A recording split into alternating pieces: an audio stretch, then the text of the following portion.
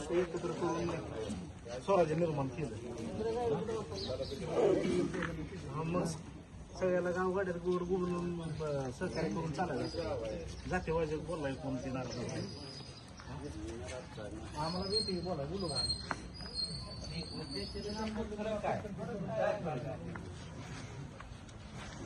मी आणि त्याचा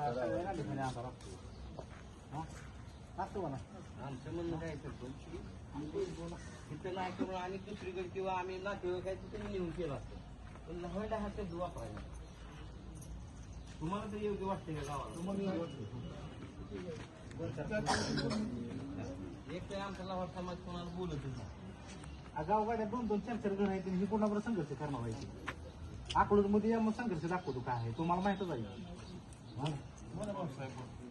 ते पहा या ठिकाणी प्रवणी गावामध्ये परवा दिवशी 12 तारखेला तुळसाबाई पांडुरंग लोहार यांचं दुःखद निधन झालं आणि त्या निधनानंतर त्यांचं प्रेत हे प्रवणी गावातील पूर्वीची ज्या ठिकाणी दफनभूमी होती त्या ठिकाणी प्रताग्नी देण्यासाठी नेलं होतं आणि त्या ठिकाणी नेल्यानंतर काही गावातील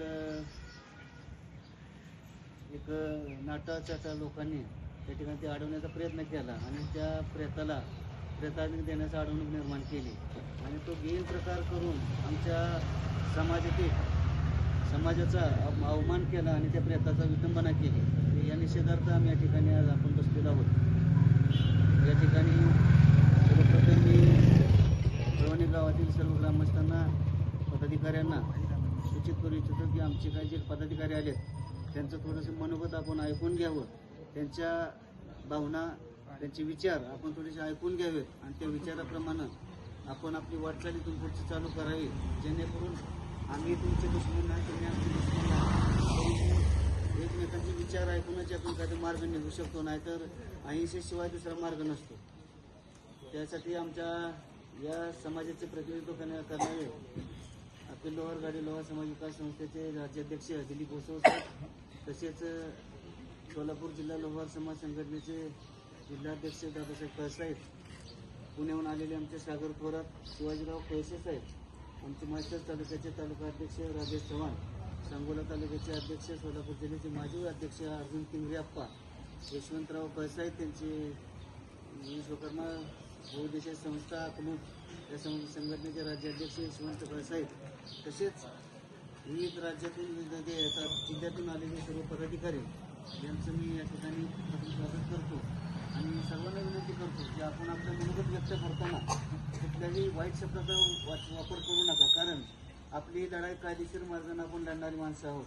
आपण कुणालाही वाईट उद्गार काढून वाईट विचार करून आपण त्यांच्यासारखी प्रवृत्ती आपण या ठिकाणी दाखवायची नाही.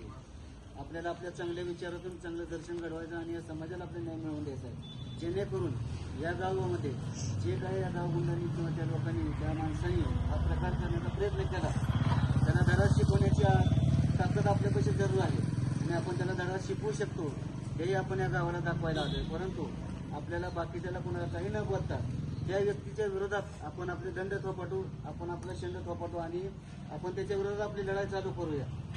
या ठिकाणी त्या दिवशी जे प्रताग्नी देताना PSI साहेब आले तालुक्याचे गट विकास अधिकारी आले तालुक्याचे तहसीलदार साहेब आले या गावचे ग्रामसेवक सरपंच आणि विशेष म्हणजे आपल्या समाजाला विशेष सहकार्य करणारे या गावचे माझे सरपंच सचिन पाटील साहेब आणि चांगली आणि प्रांतीय बोलले व्यक्ती त्यांची मी स्वागत करतो त्यांचा आभार मानतो.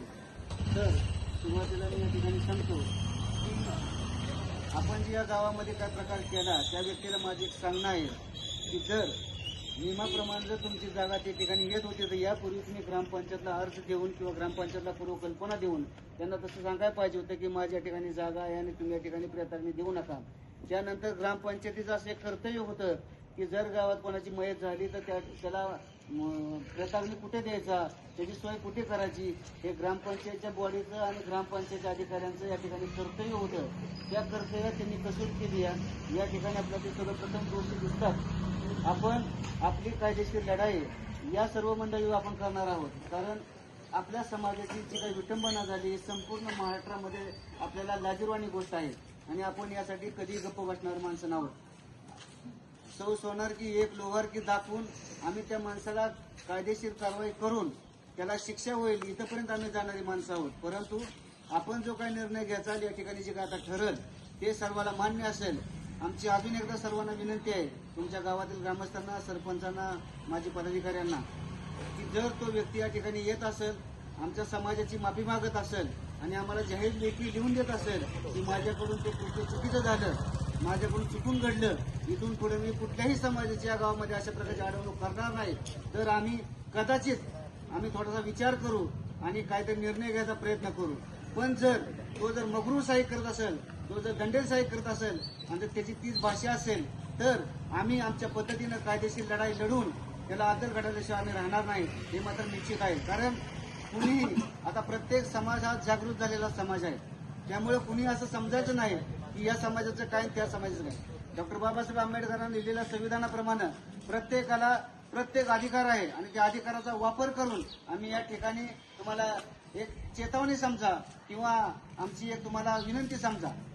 आम्ही तुम्हाला या ठिकाणी सांगायला आलोय की आम्ही तुम्हाला विनंती करून सांगतो की त्या माणसाला बोलवून घ्या, त्याला समंजसपणाने सांगा, त्याला या ठिकाणी जाहीर माफी मागायला हवा. आम्हाला हा विषय वाढवायचा नाही आणि हा वाढवून विषय आम्हाला काय तुमचं नुकसान करायचं नाही किंवा गावाची आबरू घालवायची नाही. आम्ही काय ते करायला आलेलो नाहीये. पण आमच्या समाजाची जी काही विटंबना झाली, आमच्या समाजाची काय महाराष्ट्रामध्ये आपण तुम्ही घालवली, हे जे काय झाले याचा आम्हालाही कुठं वाचपा काढावा लागेल. आम्ही गप्प बसणारी माणसं नाहोत. इथून पुढच्या कारवाईमध्ये काल आम्ही मुख्यमंत्र्याला परवा दिवशी निवेदन दिलेलं आहे, त्याची प्रत आमच्यापाशी आहे. आता त्या निवेदनाची प्रत आम्ही माहेश्वर पोलीस स्टेशनला सादर करणार आहे आणि या ठिकाणी जी काही मंडळी जमली या मंडळीच्या संस्थेद्वारे यांची निवेदनं त्या पोलीस स्टेशनला जातील आणि तिथून पुढे जी काही कारवाई होईल त्या कारवाईला सर्वस्वी तुम्ही सर्वजण जबाबदार असाल. मग त्यात कोण असेल हे आम्ही नाव घेणार नाही, वैयक्तिक कोणाला दोषी ठेवणार. परंतु प्रथम नागरिक, सरपंच साहेब आणि पोलीस पाटील यांना माझी विनंती राहील की आमच्या समाजामार्फत की तुम्ही विशेष प्रयत्न करून त्या व्यक्तीला समजावण्याचा प्रयत्न करा आणि गावामध्ये पुन्हा पुन्हा अशा प्रकारचे घडायला लागले. तर आताच आम्हाला सचिन पाटला साहेबांनी सांगितले की 2012 पासून 2014 पर्यंत या गावाला आदर्श गाव पुरस्कार भेटलाय, आदर्श तंटामुक्तीचा पुरस्कार भेटलाय. आणि जर हा काळिमा तुमच्या गावाला लागत असेल तर अतिशय लाजिरवाणी गोष्ट आहे. मला एक सांगायचंय, विनंती करून तुम्हाला सांगतो की आम्हाला एकच सांगा की फक्त त्या माणसाला असं कृत्य करायला नको होतं.